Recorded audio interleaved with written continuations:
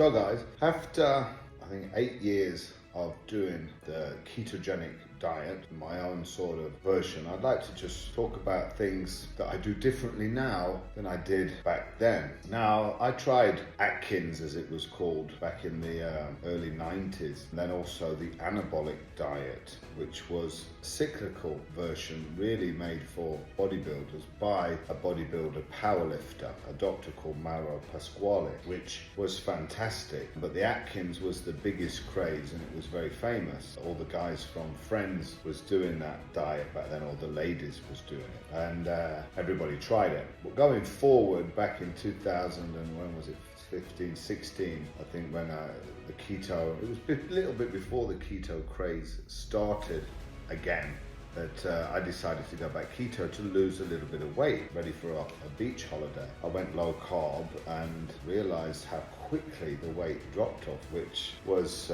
quite astounding. So I thought I'd stick to it. Then I learned as much about it and got obsessed with it and tested the blood, which was obviously new. You didn't do that back then. And became a bit of a keto researcher. But what we was doing then was super high fat keto, and I mean over 80% of my calories was coming from fat. And the protein was quite low because, of course, you have to maintain an energy balance. But what was thought then and advertised was that fat was free calories, if you like, and you could eat as much fat as you wanted and you wouldn't get fat. I mean, this was completely false. You had a lot of podcasts and they was talking, I think there was Jimmy Moore that was eating, whole sticks of butter, but he never ever did lose weight.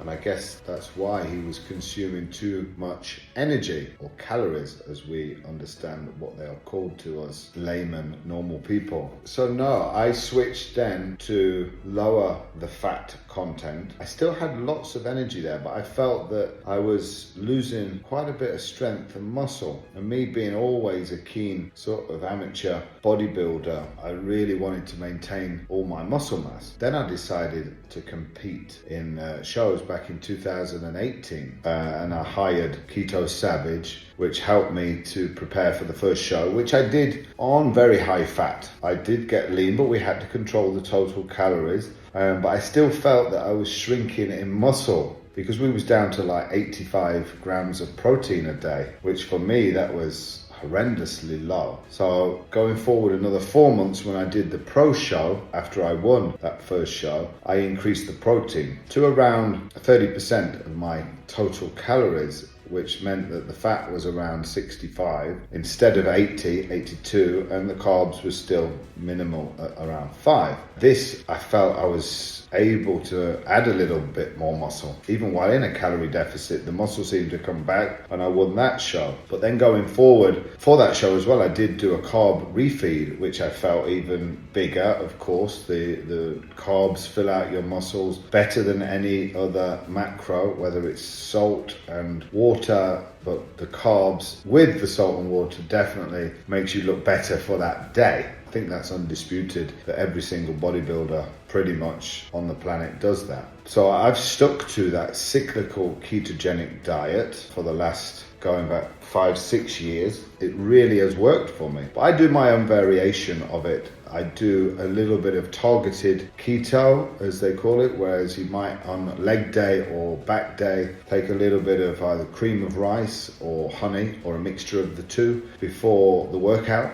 So you're burning off those carbs as you exercise. I mean, strength training is a glycolytic exercise, so you do need to have that glycogen there, or the sugar in your blood, just to fuel that workout, and you just have a better workout. I think that's undisputed as well. Certainly is for me and my clients. They love that boost that it gives them. And then I have strategic refeeds, whether it's once a week if I'm trying to gain weight. If when dieting, because my calories are so low, I found that I need to do it about every 3 days. Again, of course, the carbs will be more restricted. It will be maximum 300 tomorrow, but whilst trying to gain weight and add size, I mean, that would be double that, but once maybe twice a week. But that's what it's changed now.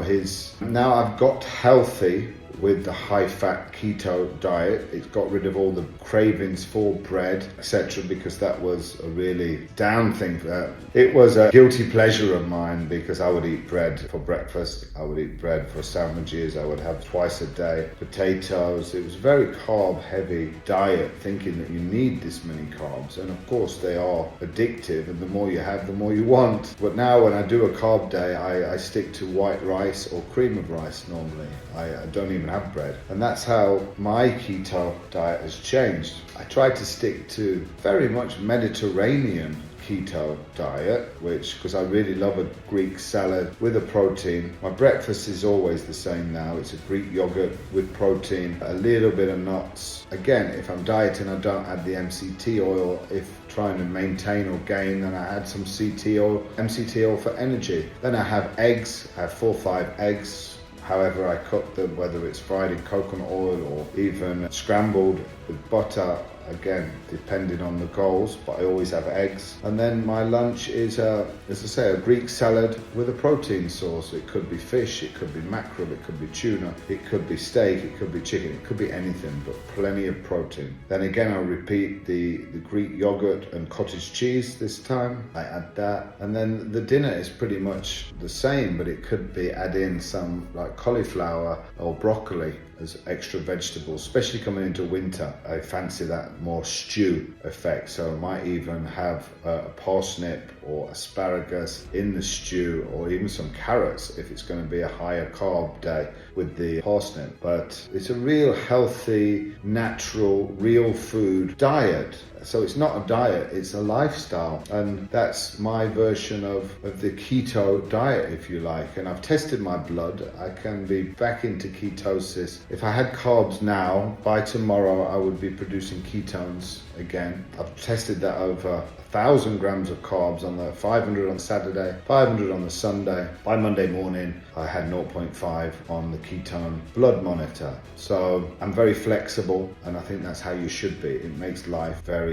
easy. Okay guys, this was just a quick talk about how my keto diet has adapted over the years. I'll do some further ones of supplements that I do take and ones that I probably don't anymore.